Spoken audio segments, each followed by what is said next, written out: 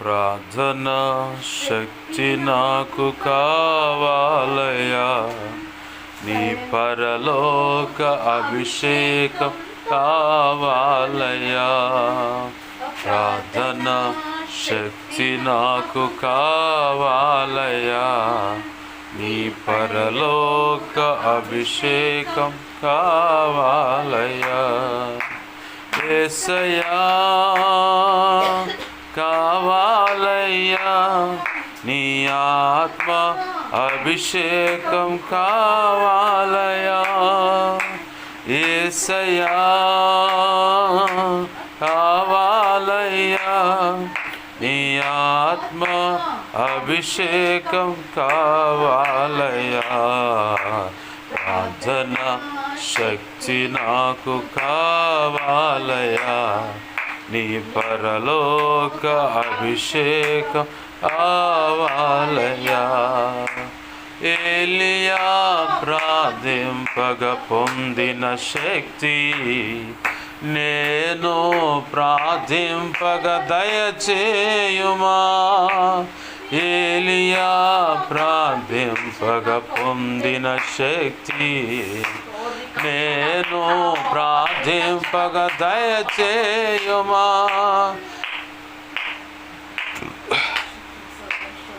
స్తోత్రాలు తండ్రి. ప్రార్థించి నిన్ను చేరు భాగ్యమీయుమా. ప్రార్థించి నిన్ను చేరు భాగ్యమీయుమా. నిరంతరం ప్రార్థింప కృపణీయుమా.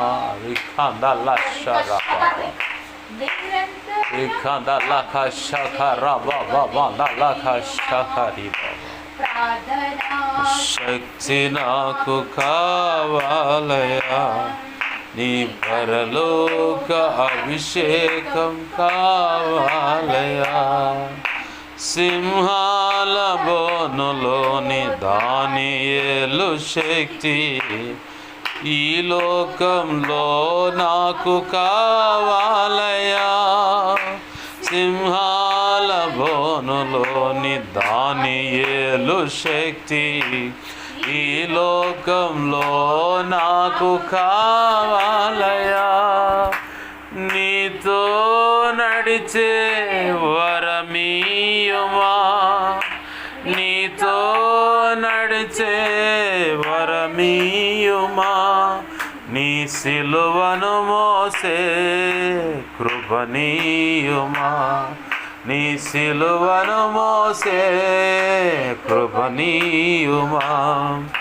ప్రార్థన శక్తి నాకు కావాలయా, నీ పరలోక అభిషేకం కావాలయా.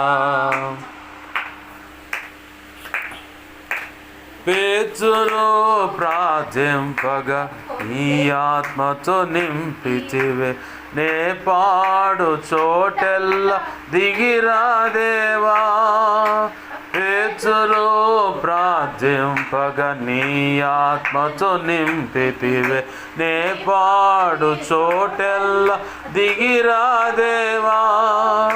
చిన్న వయసులో అభిషేకించిన ఇర్మియావలే, చిన్న వయసులో అభిషేకించిన ఇర్మియావలే ఈ చిన్నవాడిని అభిషేకించు, ఈ చిన్నవాడిని అభిషేకించు. ప్రార్థన శక్తి నాకు కావాలయా, నీ పరలోక అభిషేకం కావాలయా. ప్రార్థన శక్తి నాకు కావాలయా, నీ పరలోక అభిషేకం కావాలయా. యేసయ్యా కావాలయ్యా, నీ ఆత్మ అభిషేకం కావాలయ్యా. యేసయ్యా కావాలయ్యా, నీ ఆత్మ అభిషేకం కావాలయ్యా. ప్రార్థన శక్తి నాకు కావాలయ్యా. నీ పరలోక అభిషేకం కావాలయ్యా. ఆమేన్. మంచిది. పరిశుద్ధ గ్రంథంలోంచి ఒక మాట చూద్దాం. లేవి కాండము 6వ అధ్యాయము 13వ వచనం మనందరికీ సుపరిచితమైన వాక్యమే. బలిపీఠం మీద అగ్ని నిత్యము మండుచుండవలెను, అది ఆరిపోకూడదు. ఆమేన్. హల్లెలూయా. చిన్న మాట ప్రార్థన చేసుకుందామండి. ప్రేమ గల మా కన్న తండ్రి యేసయ్య, ఈ వందనాలు కృతజ్ఞతాస్తుతులు మా కన్న తండ్రి. మీరు ఇచ్చిన లేఖన భాగాన్ని బట్టి నీ కృతజ్ఞతాస్తుతులు. ఈ లేఖనాన్ని విరవండి ప్రభా. ఈ లేఖనం చాటున మీరు దాచి ఉంచిన నీ మనసులో ఉద్దేశించుకున్న సంగతులు మరి సంపూర్ణమైన రాత్రి ప్రార్థనలో అయ్యా మాకు అవసరమైనవి, నీ మాటల కోసం ఆశకు ఎదురు చూస్తున్న బిడ్డలకు కావలసినవి నీ కృప ద్వారానే ప్రభా బయటకు తెచ్చి మీ పక్షం వహించిన మీ దాసు నోట ఉంచి మీరే మీ దాసు నోటిని మీ నోటి బూరగా మార్చి నీ బలమైన వాక్శక్తిని అనుగ్రహించి నీ దేవా నీవే నీ ప్రజలతో నాతో మాతో అందరితో సూటిగా తేటగా స్పష్టంగా మీరు మాట్లాడండి. ఉపదేశాన్ని అటగించాలని ప్రయత్నం చేస్తున్న దుష్టుడు వాడి దూతల చీకటి అంధకార శక్తులు ఏమున్నా ప్రాంతంలో పూజలు అందుకున్న దేవి దేవతలు దేవుళ్ళు అనబడుతున్నాయి ఉన్నా వాటి ప్రభావం అంతటిని యేసు నామములో బంధిస్తున్నాం. నిత్య నరకానికి విసిరి కొడుతున్నాం. అక్కడే వాటి ప్రభావం ఇప్పుడే యేసునాం లయమైపోను గాక. నా చుట్టూరు మా చుట్టూరు ప్రార్థనలు ఏకీపిస్తున్న బిడల చుట్టూరు సిలువ రక్తపు కంచెనే, రక్షణ కంచెనే, అగ్ని కంచెను వేయండి. నీ మహిమేగాన్ని జ్ఞాపకం చేయబడి సమస్తంపై ఆవరింపచేయండి. ఈ చేతినేడు దాచిపెట్టు నీ దేవదూతలు అగ్ని వంటి రథముల సైన్య సమూహం చుట్టూ కావలి గుంచు. నీ కనుదృష్టి మాపై అయా ఇదిగో నీ కనుదృష్టి ముఖాన్ని తేజమని వెలుగు మాపై ప్రకాశింపచే. సర్వోన్నతుని శక్తి నన్ను మమ్మల్ని కమ్మునుగాక. జకరియా గ్రంథం 2వ అధ్యాయం 5వ వచనం ప్రకారం నీవే అగ్ని ప్రాకారమై నిలిచి ఉందిగా. మేమున్న ఇదిగో తండ్రి గృహం ఈ ప్రాంతంలో సీనాయి పర్వతంగా మార్చి స్తుతి సింహాసనాసనం ఉండి నీలోంచి ప్రభు నలుదిక్కులు ప్రభులు వెళ్ళేలా చేయండి. అయ్యా ఇదిగో నీ పక్షం వహించిన బలహీనం నేను, నీ మీద ఆనుకున్న నీ కృప మీద ఆధారపడ్డాను. నాలో నువ్వు కోరుకున్న దేవ పరిశుద్ధతను ఆశిస్తూ నా సమస్త విధేయతల అతిక్రమం దోషాలు పాప దోషాలు ఆజ్ఞాతిక్రమంలో పునః క్షమించు. నీ సిలువ రక్తంతో నన్ను కడిగి పవిత్రపరచును ప్రభా. పరిశుద్ధాత్మతో నింపండి. అపోస్తుల కార్యం 4:21 నుంచి 20 దేవ అపోస్తుల కార్యం 4:27 నుంచి 37 వచ్చిన ప్రకారం, యెషయా 57:16 ప్రకారం, మత్తయి 10వ అధ్యాయం 1వ వచనం 7, 8, 20 వచ్చిన ప్రకారం నీ కృప నాకు దయచేసి. ఇర్మియా 1వ అధ్యాయం 9, 10, 18, 19 కృప అనుగ్రహించి కృప నాకు అనుగ్రహించి ప్రభువా. హెస్కేల్ గ్రంథం 2వ అధ్యాయం 1, 2 వచ్చిన ప్రకారం నీ కృప నాకు మాకు అనుగ్రహించి మమ్మల్ని చక్కగా నిలబెట్టండి. సమస్త విషయాలు మీరు తోడి నడిపించమని మాకు బోధించమని నీ లేఖనాన్ని బట్టి కృతజ్ఞతాస్తుతులు చెల్లిస్తూ బలమైన నీ ప్రభావం ఇక్కడ ఉండునుగాక. నీ సన్నిధి ప్రభావం ఇక్కడ ఉండునుగాక. బలముగా ఉండునుగాక ప్రభు. నీకే స్తోత్రాలు స్తోత్రాలు స్తోత్రాలు స్తోత్రాలు స్తోత్రాలు స్తోత్రాలు స్తోత్రాలు.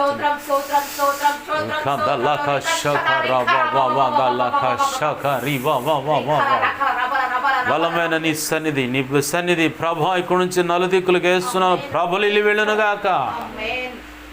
గొప్ప కార్యాలు జరిగించి నీ చిత్తం నెరవేర్చిన మాత్రం మహిమ పొందమని బతిమలాడుతూ నిద్రమత్తు పరధ్యానం వేస్తున్నాం తొలగిపోనుగాక.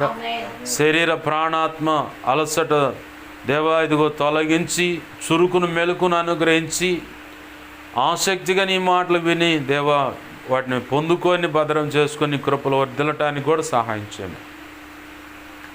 సంపూర్ణ స్థితి పొందటానికి కూడా కృప అనుగ్రహించమని యేసయ్య నామములోనే ప్రార్థించి సమస్తం పొందుకొని నీ కృపకు పాత్రలాగటానికి కృపను అనుగ్రహించను మాత్రం మహిమ పొందమని బతిమలాడుతూ మా ప్రియుడును మా రక్షకుడైన యేసయ్య ఉన్నదనంత శక్తిగల నామమును అడిగి వేడుకొని ప్రార్థించి సమస్తం పొందుకొని నేను మహింపరచుకుంటూ నీ కృపాస్తాలకు సమస్తాన్ని అప్పచెప్పుకున్నాం మా తండ్రి. Amen, amen, amen. దేవునికి మహిమ కలుగును గాక. హల్లెలూయా. మంచిది. నా వైపు జోడిగా బలిపీఠం మీద అగ్ని అనేది నిత్యం మండుచూ ఉండవలెను, అది ఆరిపోకూడదు. బలిపీఠం అనేవి గతంలో మనకి సుపరిచితమైన సందర్భాలు, అనుభవాలు ఉన్నాయి, తెలిసినవి. హృదయంలో ఉంటుంది బలిపీఠం.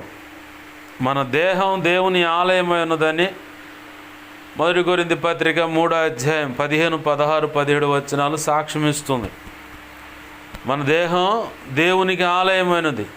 దేవునికి ఆలయమై ఉండటానికి దేవుడు కోరుకున్న స్థానం ఏంటంటే హృదయం. నీ హృదయంలో చోటివు అన్నాడు ఆయన. ఏదో ఇల్లు మొత్తం రాసిమని చేయి, ఇంకేదన్నా చేయమని చెప్పలే. మన హృదయంలో ఆయనకు చోటు ఇవ్వాలి. హృదయ సింహాసనాసీనుడు అని కూడా పేరుంది ఆయనకి. అందుకనే హృదయంలో స్తుతి చెల్లించినప్పుడు సింహాసనం ఏర్పడుతుంది. ఆ హృదయంలో ఉన్న బలిపీఠమే ఆయన ఆసనం. ఒక లెక్క అయితే కరుణాపీఠం అనేది అంటే ఆయన వచ్చే స్థలం, ఆయన వచ్చే దానికి సూచనగా చూపించాడు కరుణాపీఠం అనేది. దేవునికి మహిమ కలుగును గాక. హల్లెలూయా. వాస్తవానికి కరుణాపీఠం లేకపోతే ప్రభువారు రారా? ఖచ్చితంగా వస్తారు. ఎందుకంటే మండుచున్న పొద దగ్గరికి రాలా ప్రభు? మోషేని కాపాడుతానికి రాలేదా ప్రభు? యేసు ప్రభు వారిని కాపాడుతానికి అనేక రకాలుగా తండ్రి అయిన దేవుడు రాలేదా? ఇట్లా చెప్పుకుంటా పోతే ఇప్పుడు నిన్ను కాపాడటానికైనా నన్ను కాపాడటానికైనా ఇప్పుడు మీరు చూశారు దర్శనాల్లో దేవుని యొక్క అగ్ని వంటి రథముల సైన్య సమూహాన్ని కనపడుతుంది, దూతలు కనపడుతుంది. దేవుడు సింహాసనాసనుడే మన మధ్యలో ఉండటం, బలిపీఠం అగ్నితో మండుతూ ఉండటం అనేది సహోదరుడు చూసి ప్రవచనం చెప్తా ఉన్నాడు. అలా నేను దాన్ని నమ్ముతాను. ఎందుకంటే అది సామాన్యంగా ఎవరికి కనపడవు. హృదయ శుద్ధి గలవారు ధన్యులు, వారు ఏం చూస్తారు? ఇది నిద్ర కాసే టైం, మంచి నిద్ర టైంలో ఉన్నాం మనం. దేవునికి మహిమ కలుగును గాక. హల్లెలూయా. ఏది హృదయ శుద్ధి గలవారు ధన్యులు, వారు దేవుని చూచెదరు అని చెప్పని ఉంది. ముఖాముఖిగా చూడకపోయినా నువ్వు చూడగలేంత మహిమను ఆయన తగ్గించుకొని వచ్చి నీకు కనపడుతూ ఉంటాడు. నీకు ఎలా కనపడితే అర్థమవుతాడో అలా కనిపిస్తూ ఉంటాడు. అలాంటి అనుభవాలు ఇప్పుడు ప్రార్థన చేస్తూ ఉంటే మీరు చూస్తూ ఉన్నారు. అయితే ఈ దేహం అనేది, ఈ హృదయం అనేది ఆయనకి ఒక బలిపీఠం. రెండవ బలిపీఠం ఏదంటే కుటుంబ ప్రార్థనలో కనపడేది రెండవ బలిపీఠం. మూడవ బలిపీఠం ఏంటంటే దేవుని మందిరంలో ఉంటుంది. కుటుంబంగా సమకూడిన బలిపీఠం ఒకటి ఉంటుంది, సహవాసంగా సహోదరులు పరిశుద్ధులంతా గుంపుగా కూడి మొరపెట్టేది కూడా ఒక బలిపీఠమే. అలాగనే దేవుని ఆలయంలో ఉన్నది ఒక బలిపీఠం. అయితే ఈ బలిపీఠాలన్నిటి మీద అగ్ని అనేది నిత్యం వండుతూ ఉండాలి. అగ్ని దేనికి పోల్చబడింది అంటే, ఒకటి వాక్యం. అంటే యేసుప్రభు వారు చెప్తాడు ఇర్మియాతో, నా మాట అగ్ని వంటిది కాదా, బండను పగలగొట్టే సుత్య వంటిది కాదా నా మాట అన్నాడు. అంటే అంత బండ వంటి హృదయాలను పగలగొడుతుంది అన్నమాట. అయితే ఇర్మియా ప్రవక్తకు చెప్పాడు ప్రభు అయిన యేసయ్య చెప్పిన మాట ఏంటంటే, నా మాట అగ్ని వంటిది కాదంటే ఆయన మాట ఏంటంటే వాక్యం.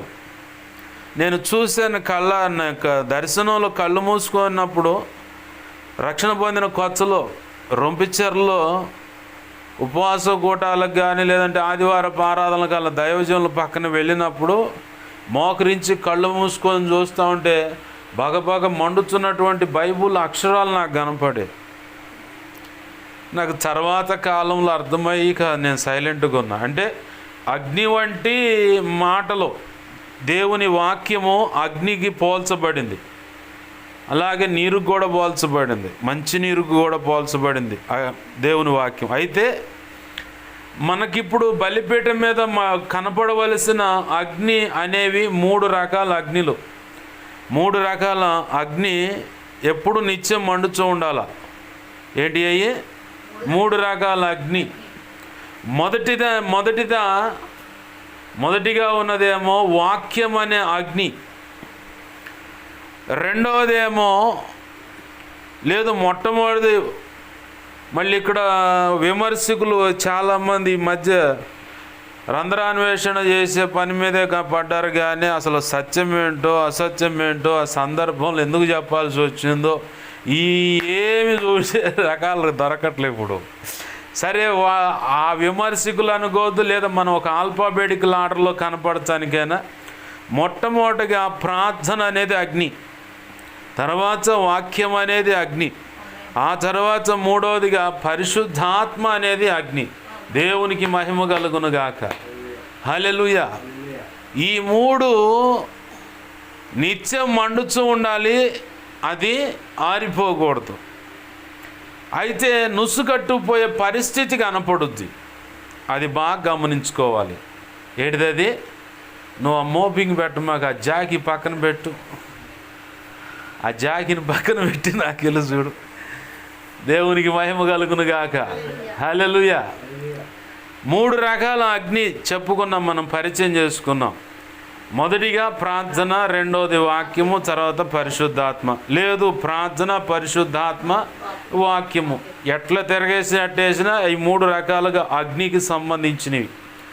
ఈ 3 రకాల అగ్ని సగటు క్రీస్తు రక్తంలో కడగబడిన ప్రతి ఒక్కరు, అది విశ్వాసి కావచ్చు, పరిచారకులు కావచ్చు, సంఘ పెద్దలు కావచ్చు, సేవకులు కావచ్చు, మానక ప్రతినిత్యం ఇది రోజు రోజుకు రెట్టింపై మండేలాగా కృపనివ్వు ప్రభు అని ప్రార్థన చేసుకోవాలి.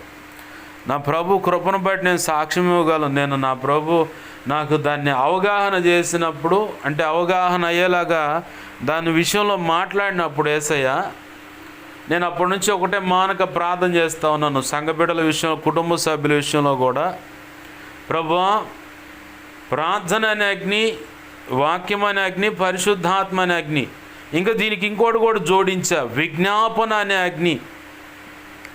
విజ్ఞాపన అనే అగ్ని కూడా నేను కానీ మేము కానీ నిత్యత్వం చేరు పర్యాంతం వరకు రోజు రోజుకి అది రెట్టింపై మండాలి. ఆమేన్, హల్లెలూయా. రోజు రోజుకి అది ఈ రోజున్న మంట రేపటికి ఇంక కొంచెం రెట్టింపు అవ్వాలి, తగ్గకూడదు. అది అలా తగ్గకుండా చేయటానికి మా వంతు మేము ఎంత ప్రయత్నం చేసినా మా వల్ల కాదు, కానీ నువ్వు మాత్రం అది చేయగలవు. దేవునికి మహిమ కలుగును గాక.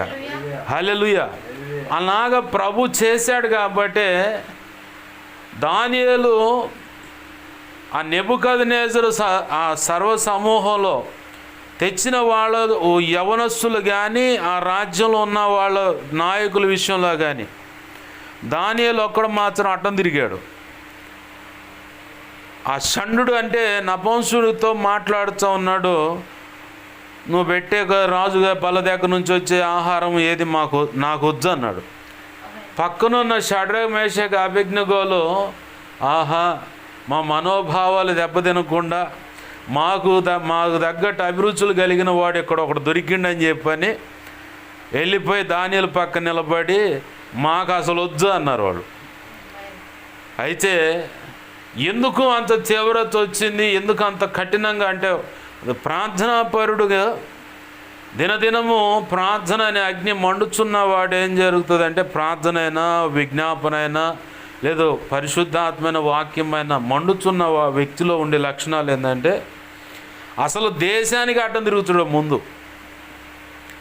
నువ్వు ఏమైనా చేసుకోబాయ్, మాకు సంబంధం లేదు, నా ప్రభు చెప్పిన ప్రకారం ఇది కరెక్ట్ కాదని అడ్డం తిరుగుతాడు. ఎందుకంటే తన హృదయంలో ఎప్పుడు సత్యం అనేది మండుతూ ఉంటుంది. సత్యానికి ఉండే లక్షణాలు ఇవి, మండే లక్షణం అన్నమాట. ఇవాళ పగలు వేళ సహోదరుడు నాతో పాటు తిరిగి పూల కొట్టుగాడు ఉంటాడు. ఆ పెద్ద మనిషి కలిస్తే మాట్లాడుతూ ఉన్నాం, జీవన సంబంధమైన ఉపాధి ఎవరైనా తెలిసిన వాళ్ళ దగ్గర మాట్లాడదామని చెప్పాను అనుకో, వస్తే మాట్లాడుతూ ఉన్నా. నేను అన్నయ్యతో, నాకంటే వయసులో పెద్దోడే అయినా సరే ఎంతైనా తగ్గించుకోవడానికి అట్లా ఉంటాడన్నమాట. నాకంటే వయసులో పెద్దోడు ఉండి పాస్టర్ గారు ఇట్లా సంగతి మాట్లాడుతూ ఉంటే నేను అన్నా, దేవునికి స్తోత్రం, హల్లెలూయా. నేను ఒక మాట అన్నా, అబ్బాయ్ మనం మండాలా ఇంకొకరిని మండించాలా? అర్థమవుతుందా? మనం మండాలి, ఇంకొకరిని మండించాలి. ఇంకో మాట కూడా చెప్పాం, మనం తగలబడాలి, ఇంకొకరిని తగలబెట్టాలి. అంటే ఏది? వాములు పొలాలు కాదు. మనము దేవునిలో మండే వ్యక్తులుగా, తగలబడే వ్యక్తులుగా మనం ఉన్నప్పుడు, అంటే అగ్ని కణాల్లాగా మనం ఉంటే, మన పక్కన ఆరిపోతున్న కట్టెను తెచ్చిపెట్టినా లేదో మసిపు బొగ్గును తెచ్చిపెట్టినా మన సెగకు అటు ఇటు తగిలే గాలి దెబ్బకు దానికి కూడా కాస్తంత రవ్వ టట్ అంటుకొని ఆ మసిబొగ్గు కూడా ఆ కాలను కట్టె కూడా చిన్నగా మండుద్ది, లేదంటే అగ్నికాండంగా మారిపోద్ది. ఆమేన్, హల్లెలూయా. ఏమి దైవజనులు చెప్పిన సాక్ష్యం ఏంటంటే, బాగా మండుచున్న బొగ్గుల్లో, అంటే ఆ నిప్పు కణాల్లో ఒక మసి బొగ్గు వేస్తే ఇది కూడా చిన్నగా మండిపోద్ది.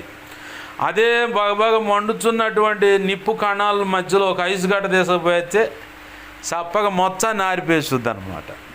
నేను పగల అన్నతో చెప్పాను, బాయ్ నేను స్వతంత్రంగా మాట్లాడుతుంటా, బాయ్ మనం తగలబడాలి, ఇంకొకటి తగలబెట్టాలి, అట్టనే బతకాలి. బతికితే 4 రోజులైనా అట్లా బతకాలి అబ్బాయి. ఈ భక్తి అసలు వద్దు. ఎందుకంటే ప్రభు నేర్పింది అది నాకు.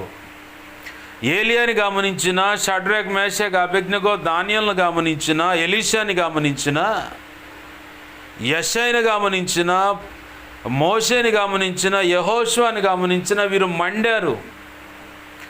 కారణం ఏంటంటే వారి ఆధ్యాత్మిక జీవితాన్ని కాపాడుకున్నారు. ఎట్లా కాపాడుకున్నారయ్యా అంటే, 1 తిమోతి 4:7-8 చెప్పబడిన మాట ముందుగానే ప్రభు కృపలో వారి మనసులో అది ఉత్పన్నమై ఉంటుంది. లేకపోతే ఆ భావన వాళ్ళలో కలిగి ఉంటాన్ని బట్టే దైవభక్తి విషయంలో వారికి వాళ్ళే సాధకం చేసుకున్నారు. ఎలా అంటే ఏకాంతంగా ఖాళీగా ఉన్నప్పుడు ఏకాంతంగా ప్రార్థనలో కూర్చోవటం, వాక్యం చదువుకోవటం, లోకంతో రాజీ పడకుండా వేరయ్యి దేవుని పాదాలు పట్టుకొని నా ప్రభు సన్నిధిలో గడిపితే ఆయన నాతో ఏదైనా ప్రత్యేకంగా మాట్లాడుతాడు. నా ప్రభు సన్నిధిలో కూర్చొని ప్రత్యేకంగా వాక్యం చదువుకుంటూ ఉంటే ఏదో ఒక విషయం నాకు నేర్పుతాడని చెప్పనే భావన ఖచ్చితంగా ఆనాడు ఆ పాత నిబంధన భక్తుల్లో ఉంది, క్రొత్త నిబంధన భక్తుల్లో కూడా ఉంది. అయితే అక్షరూపేణ రావడానికి పౌలు భక్తుడు మాత్రం వాడబడ్డాడు. ఆ 1 తిమోతి 4:7-8 అనేది రాయటానికి పౌలు భక్తుడు వాడబడ్డాడు. కానీ ఈ భావన పాత నిబంధన భక్తుల్లో ఉంది. యేసు ప్రభు వారితో నడిచి శిష్యరికం చేసిన శిష్యులు కూడా చూశారు. ప్రభు దగ్గర నేర్చుకున్నదేగా. పొద్దున్నే ఏకాంతానికి వెళ్ళేవాడు, సాయంత్రం ఏకాంతానికి వెళ్ళాడు, రాత్రి అంతా దేవునితో గడిపాడు, తండ్రి దేవునితో గడిపాడని సాక్ష్యం ఇచ్చారు. వాళ్ళు రాసినయగా ఆ పుస్తకాలు, క్షమించండి, సువార్త పుస్తకాలు వాళ్ళు రాసినయగా. కాబట్టి ఇదంతా బాగుంది.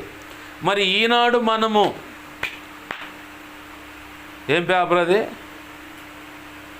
ఈనాడేనా? శభాష్. ఆంధ్రజ్యోతి కూడా వేపిద్దాం. ఆ తర్వాత సాక్షి మధ్యలో పెట్టి తగాదు పెడదాం. దేవునికి మహిమ కలుగును గాక. హల్లెలూయా. ఈనాడు మనము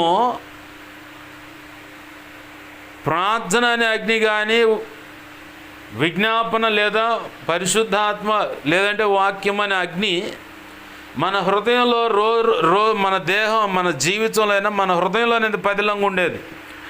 రోజుకి రెట్టింపై మండాలంటే ఏకాంతపు అనుభవం ఖచ్చితంగా కావాలి. మనకి సహవాస అనుభవం కావాలి, నలుగురితో కలిసి చేసే ప్రార్థన అనుభవం కావాలి. వాస్తవంగా ఇది కావాలా. సహవాసం అంటే సంఘంలో కలిసి చేసే ప్రార్థన సహవాసం కావాలి, నలుగురుగా కూర్చొని చేసే ప్రార్థన అనుభవం కావాలి. అలాగనే వ్యక్తిగత ఉపవాస ప్రార్థన, జాగరణ ప్రార్థన కూడా అవసరము. అలాగనే ఇవన్నిటికీ కూడా ఇంకోటి ఏంటంటే ఏకాంతంగా సపరేట్ అయ్యి అంటే ప్రత్యేకంగా కొంతమంది ఏం చేస్తారంటే అవకాశం ఉంది కాబట్టి పొలాల మీదకి వెళ్తారు, లేదా చెరువు కట్టల మీదకి వెళ్తారు, వాళ్ళకు అనుకూలమైన మందిరాలకు ఎక్కడికో వెళ్తారు. నేను గతంలో అలాంటి భావంతోనే నేను ఏకాంతంగా వెళ్ళడానికి ప్రయత్నం చేసినప్పుడు ప్రభు నువ్వు బయటికి వెళ్ళమాకు అండు. ఏకాంత ప్రార్థన అనే దానికి బయటికి వెళ్ళమాక, బయటికి వెళ్ళకుండా ఇంట్లోనే ఉండాను. అదేంటి ప్రభు అంటే నేను చెబుతున్నాక నీకెందుకు ఇంట్లో ఉండాను. తర్వాత కొన్ని విషయాలు చెప్పాడు, దాన్ని బట్టి ప్రభు నీ చిత్తమయ్యా అని చెప్పని ఇంట్లోనే ఎవరు లేరనుకో తలుపు దగ్గరికి వేయటం, కూర్చోవటం, ఇక మన ఇష్టం ప్రార్థన చేసుకోవటం. ఎవరన్నా ఉన్నా కానీ, ఇంట్లో వాళ్ళు ఉన్నా కానీ సపరేట్గా ప్రార్థన, ఒక క్రమశిక్షణ కలిగిన ప్రార్థన, ఏకాంతంగా ప్రత్యేకమైన ప్రార్థన. ఈ ప్రార్థన అనుభవం ఉన్న వ్యక్తులతో, అర్థమవుతుందా, ఈ ప్రార్థన అనుభవం ఉన్న వ్యక్తులతో ఎదుటి వ్యక్తులు మాట్లాడలేరు, ఖరాఖండిగా మాట్లాడుతూ ఉంటారు వీళ్ళు. ఇది ఈ ప్రార్థన అనుభవం ఉన్న వాళ్ళు ఖరాఖండిగా మాట్లాడతారు, ప్రతిదీ లేఖన కాంతిలో నుంచి చూపిస్తూ ఉంటారు, లేఖన కాంతిలో నుంచే చూపిస్తూ ఉంటారు ప్రతిదీ కూడా. ఇదిగో ఈ లేఖనం ప్రకారం నువ్వు చేస్తుంది కరెక్ట్ కాదంటారు. లోకా 21:15 ఎదురాడటానికి కూడా వల్లగానేటువంటి ఆత్మను ఇస్తానన్నాడు అక్కడ. అదే ఆత్మ ఫిలిప్పు మీద, స్తెఫను మీద కనపడ్డది. దేవునికి మహిమ కలుగును గాక. హల్లెలూయా. వారు కనపరిచిన ప్రావీణ్యత అంటే జ్ఞానము, ఆ వాక్య ఉపదేశ నైపుణ్యత, ఇవన్నీ కూడా శాస్త్రులు, ధర్మశాస్త్రోపదేశకులు, సద్దుకాయలు, ఏంది యాజకులు అనబడుతున్న ఇట్లా బ్యాచ్ ఉన్నారు వాళ్ళ వెనకాల. వాళ్ళు నివురిపోయారన్నమాట. అసలు ఇంత జ్ఞానం, ఇంత పాండిత్యం ఎక్కడి నుంచి వచ్చింది? వాస్తవానికి వీళ్ళు విద్య లేని వాళ్ళు కదా. మేమంటే ధర్మశాస్త్రం చదివిన వాళ్ళం, దాన్ని ఎత్తి రాస్తున్న వాళ్ళం, దాని గురించి ప్రకటిస్తున్న వాళ్ళం. అసలు వీళ్ళకి ఏ తలా చోక కూడా తెలీదు. ఆ చోఫా దాంట్లో 5 ఖండాల్లో ఉన్నటువంటి సందర్భం అసలు వీళ్ళకి ఏమీ తెలియదు. చిన్న ప్రవక్తల గ్రంథాల గురించి కూడా వీళ్ళకి ఏం తెలియదు. అయినా కానీ వీళ్ళకి ఎంత నైపుణ్యత, ఇంత జ్ఞానం, ఇంత నడిపింపు, ఈ వాక్యం యొక్క ప్రత్యక్షత ఎక్కడి నుంచి వచ్చింది?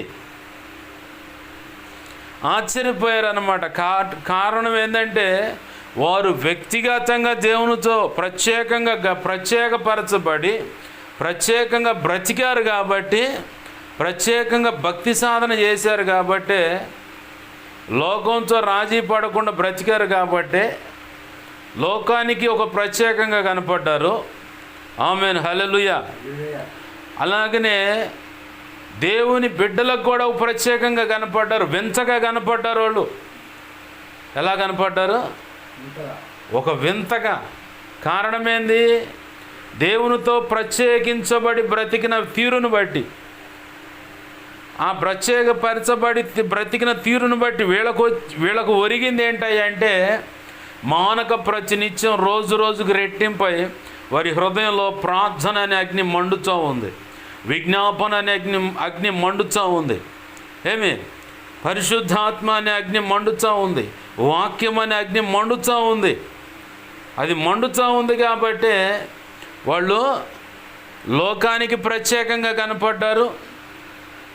క్రీస్తు సంఘము ఆ రోజులో ఉన్నటువంటి దేవుని బిడ్డలు అని చెప్పుకుంటున్న వారికి కూడా ప్రత్యేకంగా కనపడ్డారు. ఈరోజు ఈ అనుభవం మెట్టు మనం కూడా సాధన చేస్తే లేవి 6:13 సెలవిచ్చినట్లుగా బలిపీఠం మీద నిత్యం అనే ఆ అగ్ని అనేది నిత్యం మండుతూనే ఉంటుంది, అది ఆరిపోదు. అయితే నుసుగట్టే అనుభవం వచ్చినప్పుడు ఉంటుంది ఖచ్చితంగా. ఎప్పుడు ఉంటుంది ఆ నుసుగట్టుపోయిన అనుభవం అంటే? నుసుగట్టుకోవటం అంటే మనం పల్లెటూరులో చూస్తాం. ఇంతకుముందు కిరోసిన్ వచ్చినప్పుడు కోడిగుడ్డు దీపం అంటారు. ట్యూషన్ కాడకు పోయినప్పుడు ఖచ్చితంగా మేము దేశపోయేవాళ్ళం. కోడిగుడ్డు కిరోసిన్ దీపం అది ఒత్తి గట్టిగా ఎత్తితే ఇక ఏం లేదు, మసిగ ముద్దు లోపలంతా. చిన్న ఒత్తితో పెట్టినప్పుడు అది మండంగా పైన బూడిద మన గుండ్రంగా గోళీలాగా ఇదైపోద్ది. ఆ గోళీలుగా ఉన్నది కాస్త ఆ బూడిద అనేది రాల్పపోతే, చేతితోనో లేదంటే ఏదైనా పుల్ల తీసుకొని అయినా రాల్పకపోతే ఖచ్చితంగా అది దీపం ఎలగనీయకుండా ఆపుద్ది. అట్లనే ఈ నుస్సు కట్టుకుపోయిన వ్యవహారం ఎలా ఉంటుందంటే, మనకు తెలియకుండా జరిగిన పొరపాట్లు ఏవో ఉంటాయి, లేదా సైతాను గారు దగ్గరుండి మనల్ని ప్రేరేపించి ఏదో ఒక పొరపాటు చేపిస్తూనే ఉంటాడు, బలహీనపరచడానికి ప్రయత్నం చేస్తూ ఉంటాడు వాడు. మనమేం ఆల్ పర్ఫెక్ట్ కాదు, వాడికంటే బలవంతులం కాదు, మనం బలహీనులమే. కానీ యేసయ్య కంటే బలవంతుడు కాదు వాడు. దేవుడు అన్నాడు, ఒరే నువ్వు దానియేలు కంటే జ్ఞానవంతుడు రా అన్నాడు. అంతేగాని ఇంక దేంట్లో అతగాడిని అంటే సైతాను గాడిని హెచ్చించలా.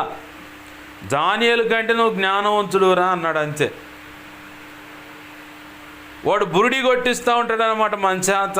అప్పుడప్పుడు ప్రార్థన చల్లబడే పరిస్థితులు తెస్తాడు, వాక్యం చదవనీయకుండా చేస్తూ ఉంటాడు. అట్లా చిన్న ఈ విషయాల్లో ఆ నుసు కట్టుపోయిన వ్యవహారం ఉంటుంది. అయితే ఇలాంటి పరిస్థితి పొడచూపకుండా ఎప్పటికప్పుడు ఆ దీపాన్ని సరిచేసినట్టుగా ప్రత్యక్ష గుడారంలో కూడా యాజకుడు దీపాన్ని సరిచేస్తూ ఉంటాడు. వచ్చిలో ఆ దీపస్తంభం మీద ఉన్నటువంటి ఆ దీపాలకు నూనె పోస్తూనే ఉంటాడు. అతని పని అది మానక ప్రతినిత్యం చేయాల్సిన పని. ఉదయం మొదలుకొని రాత్రి వరకు పడిగాపులు కాసుకొని ఆ దీపం ఆరిపోకూడదు, ఆ నూనె పోయబడుతూనే ఉండాలి. నూనె ఒకవేళ నుసుగట్టుకుపోయింటే దాన్ని సరిచేయాలి. ఆ సరిచేసి లేదంటే ఆ బంగారు కత్తెర తీసుకొని చిన్నగా ఎక్కడనేది అడ్డం ఉంటే ఆ కత్తెరతో అట్లా కట్ చేసి చక్కగా ఆ దీపస్తంభం మీద 7 దీపస్తంభాలు ఉన్నాయి ప్రత్యక్ష గుడారంలో. ఉన్నటువంటి ఆ 7 దీపాలు కలిగిన దీపస్తంభాలు ఎన్నైతే ఉన్నాయో అన్ని దీపాలు ఎప్పుడు వెలుగుతున్న చూసుకోవాలి యాజకుడు పని. ఇప్పుడు మనమెవరు ఏమండి? మనమెవరు? ప్రకటన గ్రంథం 1వ అధ్యాయము 5వ వచనంలోనే ఏముంటుంది అక్కడ, మనలను పేతురు పత్రికలో కూడా రాస్తుంది ఒక మాట, ఆయన యాజకులైన రాజులైన యాజక సమూహంగా మనల్ని ఏర్పాటు చేసుకున్నాడు అని ఉంది. రాజులంటే నిత్యత్వంలోనూ ఈ భూమి మీద కూడా శాసించే పరిపాలన చేసేటువంటి వ్యవహారం, రాజనీతి రాజరికం. మళ్ళీ ఆ సబ్జెక్ట్ ఎటో బాధ్య అది ఇప్పుడు కాదు, గతంలో ప్రభు కృపలో చెప్పింది ఉంది. ఏంది ప్రభు చిత్తం అయితే మరోసారి దాని గురించి ప్రభు అనుమతిలో ఆయన మాట్లాడితే మనం విందాం. అయితే ఇక్కడ మనకు కావలసిన సబ్జెక్ట్ ఏంటంటే యాజక సమూహం. యాజకత్వం అంటే ఇంకొకళ్ళ కోసం ప్రార్థన చేయటం, దేవునికి ప్రజలకు మధ్యలో మధ్యవర్తిత్వం వ్యవహరించటం. తండ్రి అయిన దేవునికి మనకేమో యేసు ప్రభువు మధ్యవర్తి అయిన నరుడుగా ఉన్నాడు. మనమేమో యేసు నామాన్ని బట్టి తండ్రి అయిన దేవునికి ప్రజలకు మధ్యలో యాజకత్వంగా ఉన్నాం. యేసు నామం లేకపోతే మనం పనికిరాం.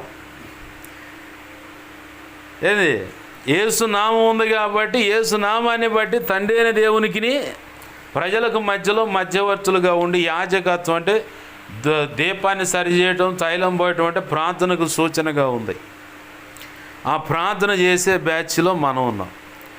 ఇప్పుడు ఈ దీపాన్ని మనం నుసుకట్టుకుపోయిన ఆ దీపం అది రాల్చబడటం అనే సెక్షన్ ఎలా అంటే ఉపవాస ప్రార్థన ద్వారా అది సరిచేయబడుతుంది. అప్పటి వరకు నీ ద్వారా జరిగించిన పొరపాట్లు, సైతాను గారు చేసిన పొరపాట్లు కానీ నీ ద్వారా చేయిస్తాడు, వాడు దగ్గరుండి చేయిస్తాడు. నువ్వు అనుకుంటావు నా బుద్ధిహీనతను బట్టి జరిగిందిలే అనుకుంటావు, కానీ వాడు చేపించే కొన్ని ఉన్నాయి. కొన్నే మనం తెలిసి చేసిన పొరపాట్లు ఉంటాయి, నిర్లక్ష్యం ఏదన్నా విషయంలో కావచ్చు, బలహీనత. అయితే ఇవన్నీ సరిచేయబడేది ఎప్పుడయ్యా అంటే ఉపవాస ప్రార్థన. అందుకే దైవజనులు బాప్తీసు అనుభవంలోకి వచ్చినప్పుడు నాకు చెప్పిన మాట, అబ్బాయి వారంలో ఒకరోజు ఖచ్చితంగా ఉపవాసం ఉండండి అని చెప్పి. వారంలో ఒకరోజు ఉపవాసం ఉంటే ఇవన్నీ సరిచేయబడతాయి, సెటిల్ అయిపోతాయి మొత్తం. అప్పటి వరకు సైతాను గాడి వల్ల నీకు కలిగిన నష్టం కూడా ఈ ఉపవాస ప్రార్థన ద్వారా మొత్తం సరిచేయబడుతుంది. సరిచేయబడి నష్టపోయింది మొత్తం తీసుకొచ్చి ప్రభు నీ ఖాతాలో జమ చేస్తాడనమాట. దేవునికి మహిమ కలుగును గాక. హల్లెలూయా. ఈ ఉపవాస ప్రార్థన ద్వారా ఈ నష్టపోయింది కూడా నువ్వు సంపాదించుకుంటావు, అలాగనే ఆత్మలో బలం పొందుతూ ఉంటావు. ఉపవాస ప్రార్థన ద్వారానే, ఏకాంత ప్రార్థన ద్వారానే ఆత్మలో బలము పొందుతావు.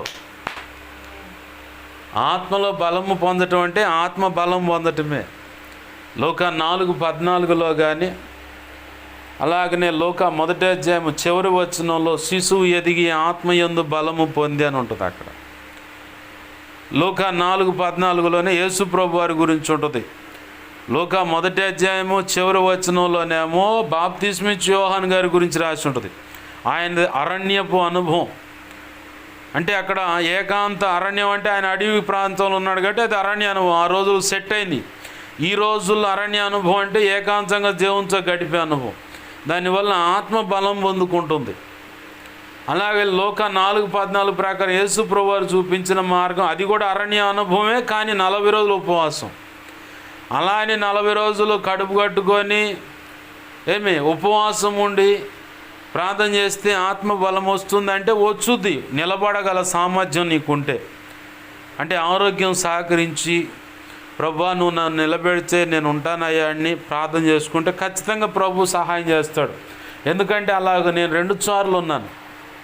2 సార్లు 41 రోజు సంఘ క్షేమాభివృద్ధి కొరకు, సంఘంలో ఉన్న విశ్వాసుల విషయమై వారు నాకంటే భక్తి సాధన ఇంకా గొప్పగా చేయాలి ప్రభు అని ఆనాడు ప్రభు వల్ల చేస్తా. నేను ఏ సంఘంలో ఆత్మీయంగా పుట్టి పెరిగానో ఆ సంఘ క్షేమాభివృద్ధి కోసం, సంఘ బిడ్డల కోసం, సేవకుడి కోసం ఇలానే ఇంతవాటికి పాస్టర్ గారికి చెప్పాల. నేను నోరు తెరిచి ఇట్లా ఏదన్నా ప్రసంగాలు చేస్తున్నప్పుడు తెలియవచ్చేమో కానీ నేను ఇంతవాటికి చెప్పాల మా పాస్టర్ గారు. ఎందుకంటే దేవుడు అనుమన్నాడు లేయా ప్రార్థన చేయండి అనేవాడిని. ఇంకా దేవుడు అనుమతి ఇచ్చిన దాన్ని బట్టి ఇంకా అనేకులు బలపడతారని ఇలా చెప్పటం మొదలుపెట్టాను. ఆత్మలో బలము పొందుతావు, అప్పుడు నీ ముఖం తెలియకుండా ప్రకాశిస్తూ ఉంటుంది. ఆమేన్, హల్లెలూయా. ఇంకా బలవంతురాలు అవుతావు, ఇంకా బలవంతుడు అవుతావు. ఉపవాస ప్రార్థనలో అంత శక్తి ఉంది. ఏంది ఈ ఉపవాస ప్రార్థన ద్వారా కూడా నుసుకట్టుకుపోయినటువంటి పరిస్థితి నీ జీవితంలో కనపడితే సరిచేయబడుతుంది. నుసుకట్టుకుపోయే అనుభవం ఖచ్చితంగా వస్తుంది. ఎంతలో మేధావిని అసలు నేను తోపు చురుమన్న ఆధ్యాత్మిక పరిపక్వతలో ఉన్న దైవజనురాలు కావచ్చు, ఇక కిందకి సంఘ పెద్దల పరిచారకులు విశ్వాసులు కావచ్చు, ఎవరులైనా సరే ఖచ్చితంగా నుస్సు కట్టుకుపోయిన అనుభవం కనపడుద్ది. నేను కనపడదని అన్నంటే నేను పర్ఫెక్ట్ అంటే నువ్వు అవసరం లేదు ఇక రా అంటాడు ఆయన.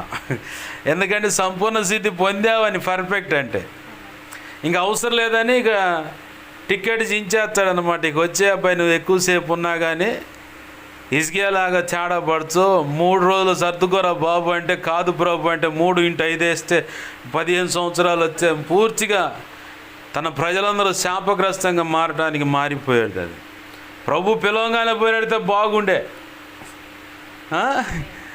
ఏంది సంపూర్ణ స్థితి పొందితే ఇక ఉంచడు, టికెట్ కన్ఫర్మ్ అయిపోద్ది, ఫ్లైట్ టికెట్ బుక్ చేస్తారు, ఇక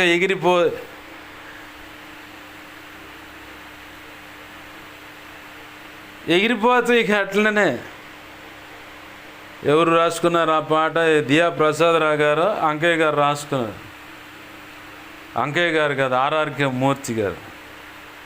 ఈ లోకంలో పరలోకము నాలోనే నివసించాలని క్రీస్తు యేసుతో సింహాసనం, క్రీస్తు యేసుతో సింహాసనం పై ఎగరి ఒదిగిపోవాలని, పైకెగరి ఒదిగిపోవాలని ఇదే నా కోరిక. ఇక అట్లా పాడుకుంటూ వెళ్ళిపోవటమే, పర్ఫెక్ట్ అయిపోతే సంపూర్ణ స్థితి పొందితే.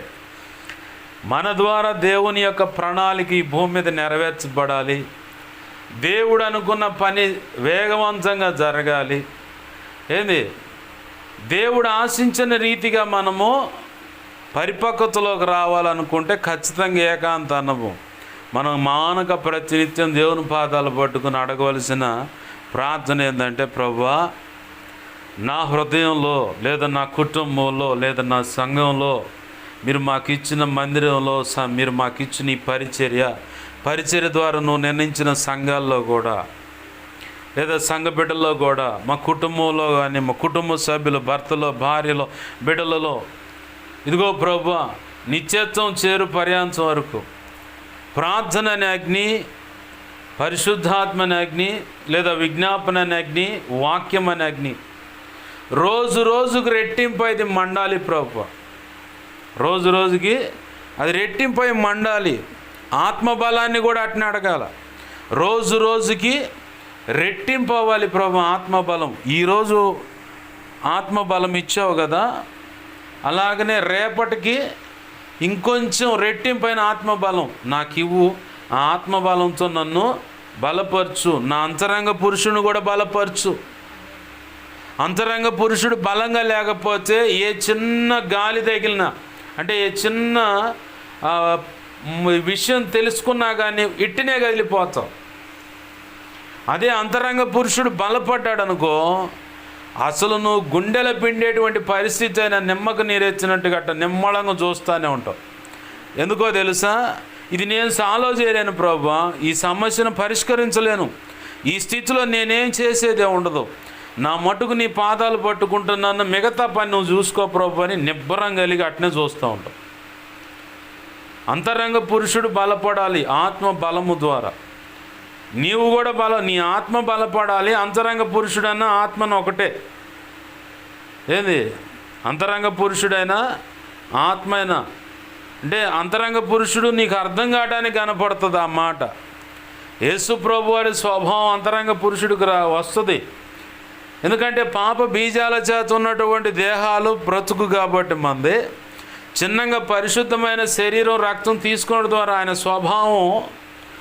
ఆయన స్వభావంలోకి మన హృదయము, మన అంతరంగం, మన ఆత్మ కూడా మార్చబడుతుంటుంది. ఆ అంతరంగ పురుషుడు కూడా ఆ పోలికలోకి వస్తుంది. పరిపూర్ణ స్థితి అంటే పరిపూర్ణత అయినా సంపూర్ణత అయినా ఒకటే పర్యాయ పదాలు. ఎప్పుడైతే ఆ స్థితి మనలోకి వస్తుందో ఇక మనల్ని ఇక్కడ ఉంచడు, ఇక వచ్చేయండి అంటాడు. అయితే వచ్చేదానికి ఒక కోణంలో పరిశుద్ధ శరీరం రక్తం దోహదపడితే, మరొక కోణంలో ప్రార్థన, విజ్ఞాపన, వాక్య ధ్యానము, పరిశుద్ధాత్మ అనుభవం, ఇవి ఇంకో కోణంలో ఉపయోగపడతాయి అన్నమాట. అందుకే ఆత్మబలం విషయంలోనైనా అంతరంగ పురుషుడు బలం విషయంలో అయినా ఈ లేవి 6:13 సెలవిచ్చినట్లుగా బలిపీఠం మీద నిత్యం అగ్ని మండుచూ ఉండవలనే పరిస్థితి అయినా రోజు రోజుకి అది రెట్టింపై ఉండేలాగా చేయి ప్రభు అని మనం అడగాలి. ఎందుకంటే మనం ఎప్పుడు ఖాళీ అవుతుంటాం. ఖాళీ ఎప్పుడు అవుతాం చెప్పండి? ఖాళీ ఎప్పుడు అవుతామంటే మన దగ్గర ఉన్న దేవుడికి కానీ ఇచ్చినప్పుడు. అవునా? మన దగ్గరే ఉన్నది ఏదన్నా అవతల వాళ్ళకి ఇచ్చినప్పుడు, లేదంటే 20 సంవత్సరాల వయసు కాలంలో ఉన్నటువంటి ఆ బలము, ఆ ముఖం మీద ఉన్న తేజస్సు, లేదంటే ఒంట్లో ఉన్నటువంటి ఆ కండల సౌష్ఠం అంటే బలము, ఆ సౌందర్యం అంతా 40లో కనపడుద్దా, 60లో కనపడుద్దా? ఇప్పుడు 20లో ఉన్న బలం 60లో కనపడుద్దా? కనపడదు. 20లో ఉన్న బలం 30లో కనపడదు. ఎందుకంటే 20లో ఉన్న బలానికి 30లో ఉన్న బలానికి వ్యత్యాసం ఉంటుంది. ఇంకా బలంగా ఉంటాడు 30 సంవత్సరాలకు వచ్చేసరికి. 30 దాటిన కాడి నుంచి ఇక చిన్నగా బలం అనేది తగ్గుతూ ఉంటుంది. ఏమంటారు, ఏముంది లేబ్బా అంతా అయిపోయింది అంటూ ఉంటారు. ఆధ్యాత్మిక జీవితంలో అలా ఉండకూడదు. నీ దేవునితో ప్రయాణం చేస్తున్న దాన్ని బట్టి దేవుని కృప ఇంకా రెట్టింపు అడుగుతూ ఉండాల. ప్రభు నా వల్ల కాదు, నువ్వు నన్ను నడిపించని. ఏలియాతో ఏమన్నాడు, ప్రభు ఏందో చచ్చిపోతానంటావేంది, ఇంతవాటికి జాలు అంటావేంది అంటున్నాడు ప్రభు. మరి ఇంకేముంది ప్రభు అంతా అయిపోయిందంటే, ఓయమ్మ అప్పుడే ఏమైపోయిందా నీ పని, నువ్వు ఒక్కడివే కాదు చాలామంది ఉన్నారు కానీ నువ్వు ప్రత్యేకం. నాకు చాలామంది ఉన్నారు కానీ నువ్వు నాకు ప్రత్యేకం కాబట్టి నీ శక్తికి మించిన ప్రయాణంలో శక్తికి మించిన పని ఉంది, అందుకు కావలసిన స్ట్రెంగ్త్, ఆ సామర్థ్యం నేను ఇస్తాను, అది ఆల్రెడీ నీలో ఉంది. ఏమది? అది ఆల్రెడీ ఆ స్ట్రెంగ్త్, ఆ బలము, ఆ సామర్థ్యం అనేది నీలోనే ఉంది. కానీ అది వాడే సమయంలో దాన్ని బయటికి తెస్తాడు ప్రభు. దేవునికి మహిమ కలుగును గాక. అది ఎప్పుడు ఎక్కడ ఉపయోగపెట్టాలో అప్పుడు అక్కడ ఉపయోగపెట్టి మిగతా టైంలో నువ్వు సైలెంట్గానే ఉంటావు. నా జీవితంలో నేను ఎదుర్కొన్న అనుభవాన్ని చెబుతున్నాను నేను. నాతో ప్రభు చాలాసార్లు చెప్పిన మాట, శక్తికి మించిన ప్రయాణం ఉంది, శక్తికి మించిన పని ఉంది అబ్బాయి. ఆ మాట చెప్పినప్పుడు దేవుడు మాట్లాడి కొంత ఆ సామర్థ్యం ఏమైతే అవసరమో అవన్నీ నాకు రిలీజ్ చేసేవాడు. వాటిని బట్టి ప్రభు చెప్పిన పని చేసి మెలకుండా ఉండేవాడిని. మిగతా మళ్ళీ ఎప్పుడైనా ఆ పని వచ్చినప్పుడు మళ్ళీ ప్రభు వచ్చి చెప్పేవాడు, మళ్ళీ కావాల్సింది ఇచ్చేవాడు, ఆయన పని ఆయన జరిగించుకునేవాడు. దేవునికి మహిమ కలుగును గాక. హల్లెలూయా. ఏమి మన పని ఇంకా అప్పుడే ఏం కాయలా, ఇంకా ఉంది మన పని. ఇప్పుడే తొలి అడుగులు అన్నమాట. పసిబిడ్డ కనుక తప్పటి అడుగులు వేస్తామంటే ముద్దుగా చూసి నవ్వుకున్నట్టు ఇప్పుడు మనవన్నీ తొలి అడుగులు. ఏంది ముందుంది గొప్ప దేవుని పని. ఆ పని చూసి మనమే ఏం లేదు, కూర్చొని ఆడవటం సరిపోద్ది. అసలు ఏంది ప్రభు, ఎక్కడున్న వాళ్ళని ఎక్కడికి తెచ్చావు, అసలు ఇది మా జీవితాలేనా అని చెప్పని నివరిపోయే పరిస్థితుల్లోకి ప్రభు తీసుకెళ్తూ ఉన్నాడు. దేవునికి మహిమ కలుగును గాక. ఆమేన్. హల్లెలూయా. ఏమి ఈరోజు ప్రభు మనతో మాట్లాడుతున్న మాట ఏంటంటే, మనకు చూపించాడు ఆ దర్శనం బలిపీఠం మీద అగ్ని అని చెప్పని. పొద్దున ఒక అన్నయ్య కళ చెప్తా ఉన్నాడు, పాస్టర్ గారు నేను బలిపీఠం చూస్తూ ఉన్నాను, ఆకాశం నుంచి అగ్ని వచ్చి ఆ బలిపీఠం మొత్తాన్ని తగలబెట్టి బూడిద చేసింది. అయితే ఆ బలిపీఠం మళ్ళీ అది బూడిద అయిపోయిన తర్వాత అక్కడ ఇంకొక కొత్త బలిపీఠం కనపడుతుంది. నిగలాడుతుంది. అది మామూలుగా లేదు, షైన్గా. అంటే అదే నా ముందు అగ్ని ఆకాశం నుంచి దిగి వస్తుంది అన్న చెప్పలే నాకు. లెక్క అయితే ఎక్కడి నుంచి వచ్చింది అగ్ని చెప్పు అన్న. ఆకాశం నుంచి వచ్చింది అయ్యగారు అండు. ఆకాశం నుంచి వచ్చిన అగ్ని అంటే 3 రకాలు దానికి. ఇప్పుడు మనం చెప్పుకున్నట్టే ప్రార్థన, విజ్ఞాపన, పరిశుద్ధాత్మ, అలాగనే వాక్యము. ఈ 4 రకాలుగా. అంటే ప్రార్థన, విజ్ఞాపన అన్న ఒకటే, అర్థం కావడానికి అవి విడమర్చి చెప్తున్నాను. ఇవన్నీ వచ్చి అక్కడ దిగినప్పుడు ఆ బలిపీఠం తగలబడిపోయి బూడిద అయిపోయిన తర్వాత కొత్త ఇంకోటి నిగలాడుతున్నదంటే కొత్త అభిషేకం, కొత్త ప్రార్థన, ఉద్యమం లాంటిదన్నమాట. ఇవన్నీ కలగలిపితేనే కదా గొప్ప ఉద్యమం అనేది కనపడేది. అయితే అది ఎక్కడి నుంచి వస్తుందో అది కావాలి ముందు. అది సంఘంలో నుంచే మొదలవుతుందని ఆ పిల్లగాడికి చూపించాడు. క్రీస్తు సంఘంలో నుంచి, సార్వత్రిక సంఘంలో నుంచి ఇప్పుడు గొప్ప ఉద్యమం అనేది ప్రపంచానికి ఎగబాగుతుంది. ఆమేన్. హల్లెలూయా. నీకు కూడా చూపించింది అదేనా?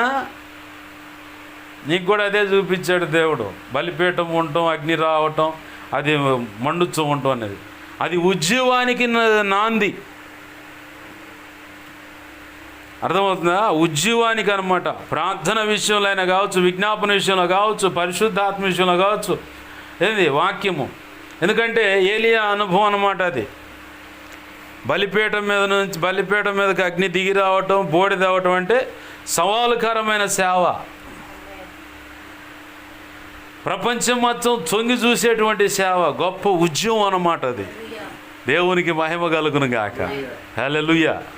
ఏంది ప్రభు కృపలో ఆ గొప్ప ఉద్యమం రావడానికి ప్రభు మరి ఏ దిక్కులో నుంచి ఎట్లా నడిపిస్తాడో, మరి ఏ విధంగా వాడుకుంటాడో ఆయనకే మహిమ కలుగును గాక. హల్లెలూయా. మన వంతుగా ఈరోజు దేవుడు మనతో మాట్లాడుతున్న మాట, బలిపీఠం మీద అగ్ని అనేది నిత్యం మండుతూ ఉండాలి, అది ఆరిపోకుండా చూసుకోండి. అంటే సహవాసంగా సమకూడి ప్రార్థన చేసే విషయం కానీ ఏదన్నా కానీ ప్రభు పాదాలు పట్టుకుందామండి. మన వాళ్ళు అయితే ఏం కాదు, మనం బలహీనం. ఎందుకంటే ఇట్లా నలుగురిలో కూర్చున్నప్పుడే నేను ప్రార్థనలో మండాను, అనేక విషయాలు తెలుసుకున్నాను, నేర్చుకున్నాను. అలాగనే మనం కూడా, లేదా మనతో పాటు ఇంకొంతమందినైనా కూర్చోబెట్టుకొని మానక ప్రార్థన చేస్తూ ఉంటే ఖచ్చితంగా మన ప్రభు ఖచ్చితంగా కృపనిస్తాడు. మనం తగలబడతాం, ఇంకొకరిని తగలబెడతాం.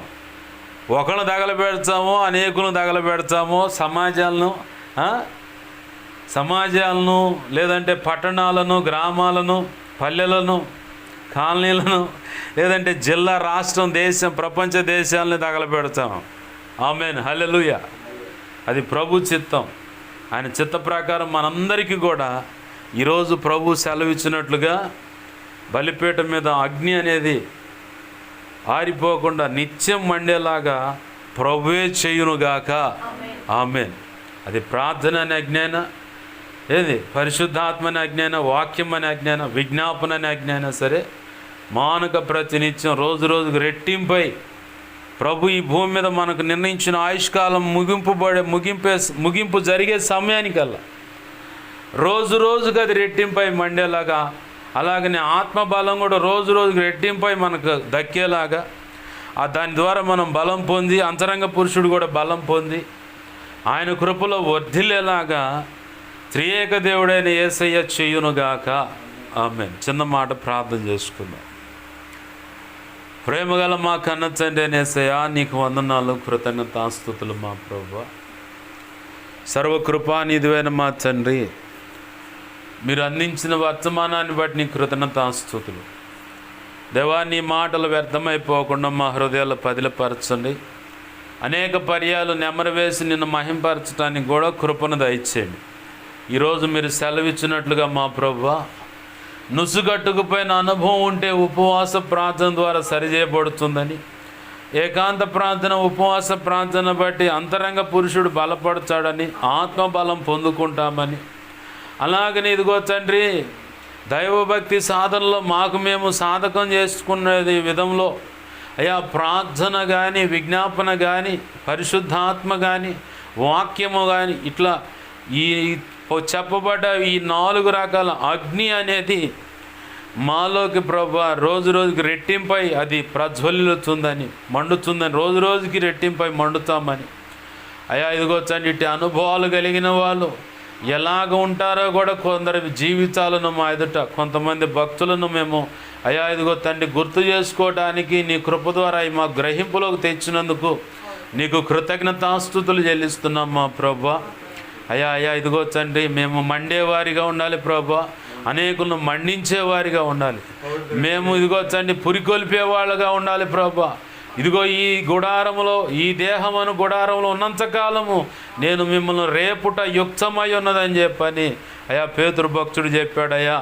ఇదిగో తండ్రి ఈ గుడారమును దేహంలో ఉన్నంత కాలంలో మేము అనేకులను దేవా రేపేవారిగా, మండించేవారిగా, పురికొల్పేవారిగా ఉండటానికి కృపను దయచేయండి దేవా. మేము చగలబడుతూ నీ కృప ద్వారా అయ్యా ఇదిగో నీ చేతిలో మండే వ్యక్తులుగా, చగలబడే వ్యక్తులుగా ఉండి అనేకులను తగలబెట్టేవారిగా, అనేక సమాజాలను ఉజ్జీవానికి నడిపించే రీతిగా అయ్యా కృప కలిగి నడిచేలాగా కృప దయచేయండి ప్రభు. నీ కార్యములు జరిగించమని, నీ చిత్తం నెరవేర్చమని బతిమలాడుకుంటూ నీ వాక్యాన్ని హెచ్చించుకుంటున్నావు, నీ నామాన్ని ఘనపరుచుకుంటున్నావు. మాకు మా మీద ఇంకెవరికైనా కలలో, నిద్రలో, దర్శన, స్వప్నాలు చూపించబడ్డా సమస్తం నీ పాసలను పెడుతున్నావు. యెహోవా ఈరే నువ్వే చూసుకో ప్రభు. అయ్యా మాకు మా మీద ఇంకెవరికైనా కళలు, నిద్రలో, దర్శనం, స్వప్నాలు చూపించబడ్డా సమస్త మంచి కళ్ళ, మంచి దర్శనం, మంచి స్వప్నం, నిద్రలో చూసి సమస్త మంచి యేసునామముని మహాపునరుద్ధాన శక్తి ద్వారా ఇదిగో తండ్రి కళలు, నిద్రలో, దర్శనం, స్వప్నాలు చూపించబడ్డా సమస్త మంచి కళ్ళ, మంచి దర్శనం, మంచి స్వప్నం, నిద్రలో చూసి సమస్త మంచి యేసునామముని మహాపునరుద్ధాన శక్తి ద్వారా త్వరపెట్ట జరిగేలా చేసి నెరవేర్చుతాను. త్వరపెట్ట జరిగేలా చేసి నెరవేర్చినందుకు కృతజ్ఞతాస్తుతులయ్యా. అయ్యా మాకు మా మీద ఇంకెవరికైనా కళలో, నిద్రలో, దర్శనం, స్వప్నాలు చూపించబడ్డ సమస్త చీకటిలోని ప్రభు నీ మహాపునరుద్ధాన శక్తి ద్వారా యేసు నామములో ఇదిగో తండ్రి మేమంతా కలిసి బంధిస్తున్నాం, లయపరుస్తున్నాం. బంధించి లయపరిచిన కృతజ్ఞతాస్తుతులు మా ప్రభు. అయ్యా కృపచేత నన్ను మమ్మల్ని జ్ఞాపకం చేసుకొని, సంఘ బిడ్డలను జ్ఞాపకం చేసుకుని, ఈ ప్రాంత ప్రజలను, సమాజాన్ని జ్ఞాపకం చేసుకుని ఈ గొప్ప కార్యాలు నీ కృప ద్వారా ఇక్కడ తలపెట్టినందుకు, ఇక ముందు గొప్ప కార్యాలు జరిగిస్తున్నందుకు కృతజ్ఞతాస్తుతులు చెల్లిస్తున్నాం. ఏ ఒక్క వ్యక్తి నశించిపోకూడదని నీ కృప ద్వారా ఇక్కడ మమ్మల్ని నడిపించావు. నీవు అనుకున్నదే నీ కృప ద్వారా యేసు నామములో నెరవేర్చబడునుగాక. దేవా ఇదిగో తండ్రి ఈ ఉదయకాలంలో ప్రపంచవ్యాప్తంగా జరుగుతున్న ఆదివారపు ఆరాధన, రాత్రి వరకు జరిగే ఆరాధనలు అన్నింటిలో చూడే ఉండు. ఈ పరిచర్య ద్వారా నువ్వు నిర్ణయించిన ప్రతి చోట ప్రభువా ఆదివారపు ఆరాధనలు ఘనంగా జరగడానికి కృపను దయచేయి అయా. పరిచర్య ద్వారా నూతన దిగో తండ్రి అయా, ఈ పరిచర్య ద్వారా అనేక ఇదిగో తండ్రి నూతనమైన సేవా ద్వారములు తెరిచినందుకు కృతజ్ఞతాస్తుతులయ్యా. ఇదిగో ఆయా ప్రాంతాలను నిర్ణయించిన వ్యక్తులను కూడా సిద్ధపరిచిన నీ స్తోత్రాలు. వారిని దేవ బలపరచు, స్థిరపరచు, నీ కొరకు ప్రయాసపడి అయా మండేలాగా చేయి తండ్రి. ఆ సమాజాలందరూ వారు సంపాదించుకున్నట్లుగా ఆత్మను సంపాదించి నీ నామాన్ని ఘనపరచున్నట్లుగా సహాయం చేయండి ప్రభువా. అయా మా ముందున్న సేవా పరిచర్యలు అన్నిటి విషయాల్లో కృప అనుగ్రహించండి అయా. ఇదిగో తండ్రి ఈ వారంలో ఉన్నటువంటి సంఘ క్రమాలన్నీ జయకరంగా జరిగింది. సమస్త విషయాలు కృప అనుగ్రహించమని సంఘ బిడ్డల రెక్కల కష్టార్జితాన్ని ఆశీర్వదించి వారి కడుపును పుట్టిన బిడ్డలు స్కూల్ చదువులు, కాలేజ్ చదువులు, ఉద్యోగాల్లో చూడండి. సంఘ బిడ్డలు ఉద్యోగాల్లో చూడండి, అన్ని విధాల్లో చూడండి, నడిపించు. సహవాసాన్ని సోషల్ మీడియా ద్వారా వెంబడిస్తూ బలపడుతున్నారు వారి జీవితాలు, కుటుంబాలు కూడా ఆశీర్వదింపబడును గాక. సేవా పరిచర్లు కూడా నీ కృప ద్వారా దీవించబడును గాక, వర్ధిల్లును గాక, విస్తరించును గాక. గొప్ప కార్యములు జరిగించి నీ చిత్తం నెరవేర్చును మాత్రం మహిమ పొందమని దేవా. రికార్డింగ్కి ఇవ్వబడిన పాటల విషయంలో నీకు నచ్చిన మ్యూజిక్ కంపోజ్ చేయడానికి వారి కృపను తెచ్చి నీ చిత్త ప్రకారం అవి టేక్ ఇచ్చామయ్యా. కావాల్సిన ధనం విషయంలో, వీడియో చేయించడానికి కావాల్సిన ధనం విషయంలో కూడా సహాయించి ప్రతి అక్రత విషయంలో కృప అనుగ్రహించమని నీవు తోడు నడిపించి సహాయం చేయమని ఈ ఆన్లైన్ ప్రార్థన నీ కృప ద్వారా ఘనంగా జరిగించినందుకు, నీ చిత్తంలో ఉన్న ప్రార్థనలు చేయించినందుకు కృతజ్ఞతాస్తుతులు తెలుసు. నీ మనసులో ఉద్దేశాలన్నీ బిడ్డలకు తెలియపరిచినందుకు, నాతో మాతో కూడా మీరు మాట్లాడినందుకు అయా, ప్రార్థనలోనే మీరు అన్ని విషయాలు తెలియపరిచినందుకు కృతజ్ఞతాస్తుతులు చెల్లిస్తున్నాం మా ప్రభా. సమస్త విషయాలు తోడు నడిపించును మాత్రం మహిమ పొందమని మా ప్రియుడును మా రక్షకుడా 2 తిమోతి 1:12 ప్రకారం ఎవరెవరి విషయాలు నీ లెక్క అప్పజెప్పవస్తుందా వారందరినీ దేవా నీ చేతులకు అప్పజెవచ్చు. ఆ గడి వరకు కాపాడ సమస్య నీ చేతులకు అప్పజెవచ్చు. మా ప్రియుడును మా రక్షకుడైన యేసయ్య నామములోనే ప్రార్థించి సమస్తం పొందుకొని వాక్యాన్ని హెచ్చించుకుంటూ నీ నామాన్ని గణపరుచుకుంటూ బిడ్డల్ని చేతులకు అప్పచెప్పి దీవించి ఆశీర్వదించి మహింపరచుకున్నాం మా తండ్రి. ఆమేన్.